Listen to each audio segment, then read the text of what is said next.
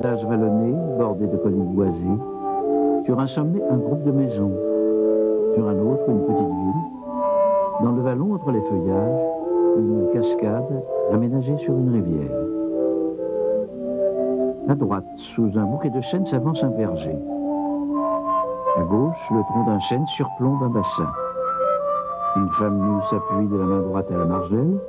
De la main gauche, elle tient une carafe de cristal. Au centre, 3 personnages sont assis sur l'herbe.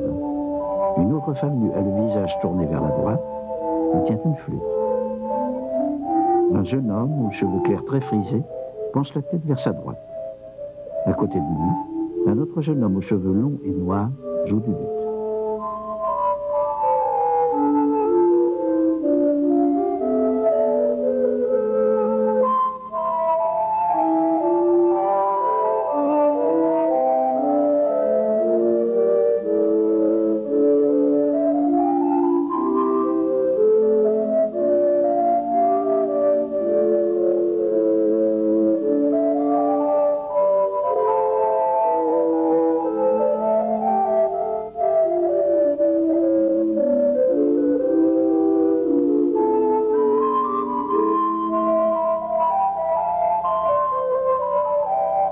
Le tableau peint à Venise au début du XVIe siècle réapparaît plus d'un siècle et demi après son exécution. Il figure alors dans la collection d'Eberhard Jabach, un banquier d'origine allemande, naturalisé français, directeur de la Compagnie française des Indes orientales. De mauvaises affaires contraignent le banquier à se dessaisir de sa collection. En 1671, Colbert fait acheter pour le compte de Louis XIV 101 tableaux et plus de 5000 dessins. Premier peintre du roi, Charles le Brun dresse en 1683 l'inventaire des 426 tableaux appartenant alors au monarque. Le concert champêtre y figure sous le numéro 205 avec le titre de Pastoral et une attribution à Giorgione. Les toiles étaient souvent intégrées dans des lambris et donc agrandies ou diminuées selon les circonstances. Placé dans les appartements du Grand Dauphin à Versailles, le concert champêtre décore le salon doré entre un Raphaël et un Titien. À la mort de Louis XIV, le tableau est emporté à Paris dans l'hôtel particulier du duc d'Antin, fils de Madame de Montespan. Il revient à Versailles en 1736. Il est alors mis en dépôt dans les réserves de la surintendance du château. Il est envoyé au Louvre en 1792. Il est toujours attribué à Giorgione, mais désormais sous le titre « Concert champêtre ».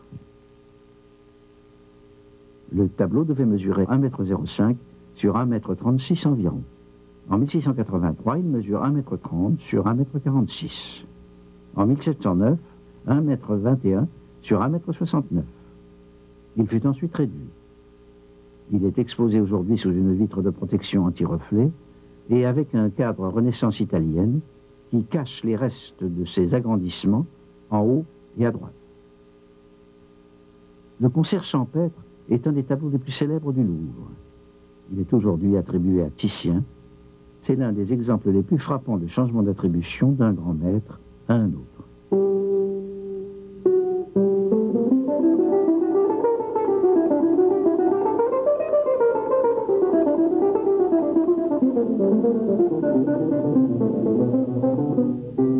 Les peintres vénitiens sont les premiers à faire usage de la toile tendue sur un châssis, mode de support qui se généralise vers la fin du XVe siècle. La toile était préparée à l'aide de gesso, enduit blanc composé de gypse en poudre, mêlé à de la colle animale. Cette couche était teintée en brun ou en brun rouge, de façon à obtenir une surface neutre, l'imprimatura. Sur l'imprimatura, une esquisse sommaire était tracée, le plus souvent au pinceau, à l'aide d'un pigment un peu plus foncé. Puis la composition était ébauchée de façon fluide, à l'aide d'un blanc ou d'un gris très clair. Les ombres étaient laissées en réserve dans la teinte du fond. Cette couche, le dessous, avait une grande importance. Lorsque le dessous était bien sec, le peintre appliquait sur certaines surfaces de minces couches de pigments purs très dilués dans l'huile et transparents.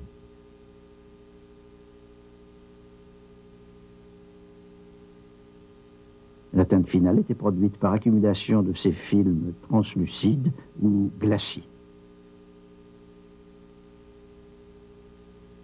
Différents tons de rouge étaient obtenus à partir d'un même pigment en faisant varier le nombre des glacis. Il pouvait y avoir ainsi des dizaines de couches successives formant une sorte de prisme. C'est la réflexion de la lumière sur la sous-couche très claire du dessous qui crée cette luminosité si particulière avec ses effets de transparence, de profondeur, de reflet. Le peintre finissait son tableau en équilibrant toutes ces teintes. Les glacis étaient réservés aux tissus, aux carnations, aux bois et aux métaux. Et bien entendu, la plupart des autres surfaces étaient peintes en pleine pâte et avec des pigments opaques. Le concert champêtre est couvert d'un vernis épais qui a jauni et s'est encrassé, brunissant les corps et faisant se confondre les bleus et les verts. La gamme de couleurs perceptible est cependant simple et claire, assez proche de celle qu'on observe dans plusieurs œuvres de jeunesse de Titien. L'habit rouge du joueur de luth rassemble autour de lui les autres couleurs de la toile. Ce rouge entre en résonance avec le vert cru des prairies, avec le vert plus sombre des arbres, avec le bleu du ciel, avec les éclats blancs de la carafe ou des chemises, enfin avec les ocres et les roses des carnations féminines. La lumière vient de la gauche, un peu en arrière du spectateur. Elle frappe la margelle du bassin. Elle touche aussi la colline du second plan, et les têtes sombres des deux jeunes gens se détachent sur un fond clair. Mais ces modulations ne sont jamais des oppositions tranchées. Par endroits, le clair et le sombre s'opposent. Un peu plus loin, ils se fondent.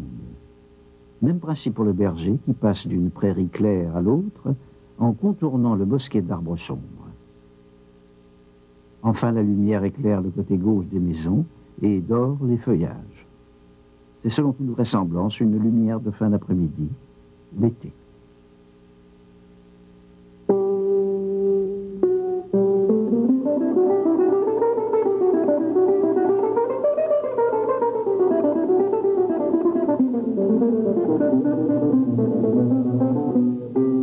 Si le concert champêtre a été longtemps attribué à Giorgione, c'est qu'il présentait de multiples affinités avec d'autres œuvres du peintre vénitien. Le crépuscule,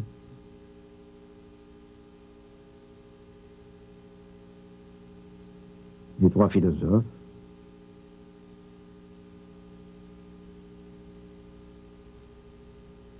la tempête.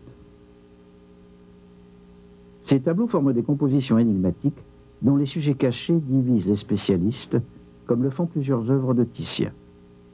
Giorgione accorde une très grande place au paysage, qui participe d'une sorte de méditation philosophique et poétique, thème qu'on retrouvera aussi dans bien des œuvres de Titien. Enfin, Giorgione met lui aussi en scène des bergers, des musiciens et des femmes aux formes rondes.